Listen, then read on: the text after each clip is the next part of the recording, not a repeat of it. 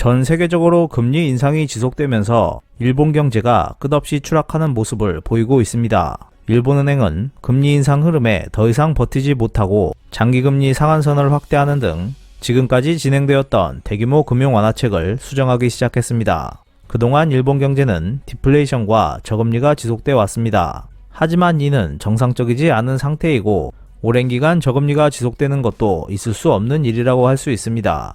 일본은행이 지금 당장 금리를 올릴 가능성은 낮지만 정책 전환을 한 이상 일본에선 금리가 오르지 않는다라는 생각은 더 이상 할 수 없을 것입니다. 그렇게 되면 일본의 나라빚 이자는 눈덩이처럼 불어나게 될 것이고 기업 부도율도 더욱 늘어날 것으로 보입니다. 자세한 내용 전해드리겠습니다.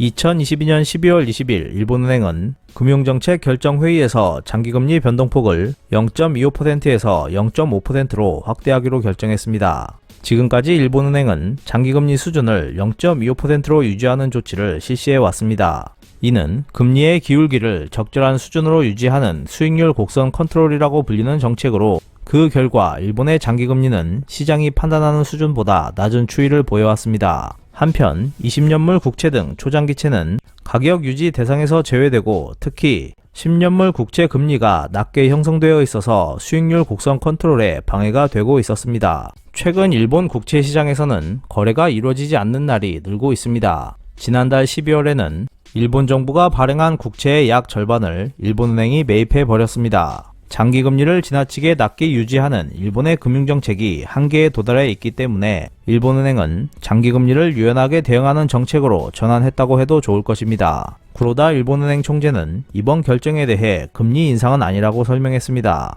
하지만 과거 구로다 총재는 수익률 곡선 컨트롤을 유연하게 하는 것은 금리 인상으로 이어지기 때문에 실시하지 않는다는 발언을 반복해왔습니다. 이 때문에 시장에서는 이번 결정에 대해 사실상 일본은행이 통화정책 수정을 단행했다고 판단하는 모습입니다. 이번에 금리 상한선을 확대한 것은 장기 금리에만 적용되고 있을 뿐 단기 금리에 대해서는 마이너스 금리 정책을 계속 이어가고 있습니다.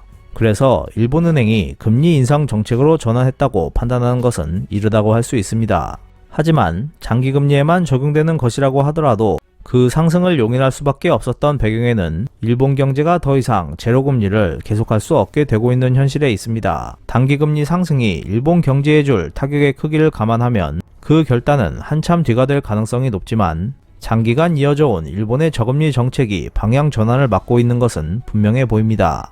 지금까지 일본 경제는 모든 분야에서 저금리화되어 있었습니다. 장기적으로 금리가 상승할 가능성이 보인다면 기업 경영과 소비 활동은 변할 수밖에 없을 것입니다. 이번 결정으로 일본에서도 주택담보대출 금리가 오르기 시작했습니다. 미미하긴 하지만 장기금리가 올랐다는 것은 길게 볼 때 단기금리에 연동되어 있는 변동금리 상품의 금리도 오를 가능성이 있다는 것을 의미하므로 이는 일본 주택시장에 역풍이 될 것으로 보입니다. 기업 경영도 마찬가지입니다. 그동안 일본의 금융기관들은 기업들에게 제로에 가까운 금리로 대출해 주었습니다.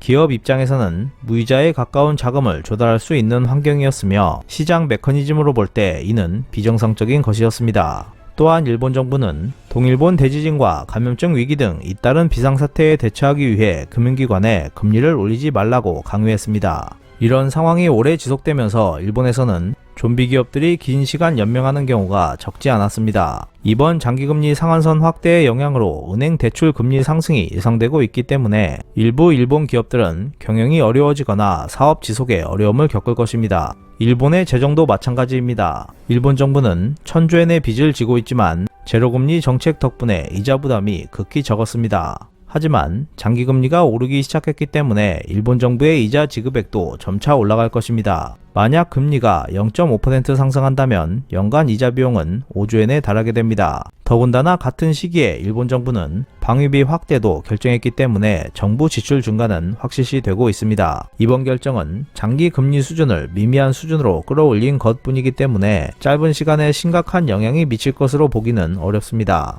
하지만 앞서 언급했듯 이는 일본의 제로금리 시대는 끝났다라는 것을 의미합니다. 금리는 미래 전망을 보여줍니다. 금리가 오르기 시작했다는 것은 기업들의 비용 부담이 증가한다는 것을 의미하고 금리가 오르는 사회에서 기업이 더 높은 부가가치를 창출하지 못하면 생존하기 어려워집니다. 지금까지 일본 기업들은 제로금리에 가까운 저금리라는 막강한 무기를 사용해 왔습니다. 그래서 부가가치 창출에 큰 노력을 기울이지 않아도 좀비 기업처럼 연명할 수 있었습니다. 하지만 앞으로 저금리라는 무기가 사라지면 일본 경제는 금리 상승 시대에 발맞춰 모든 것이 거꾸로 돌아가게 될 것으로 보입니다. 이상 피커TV였습니다.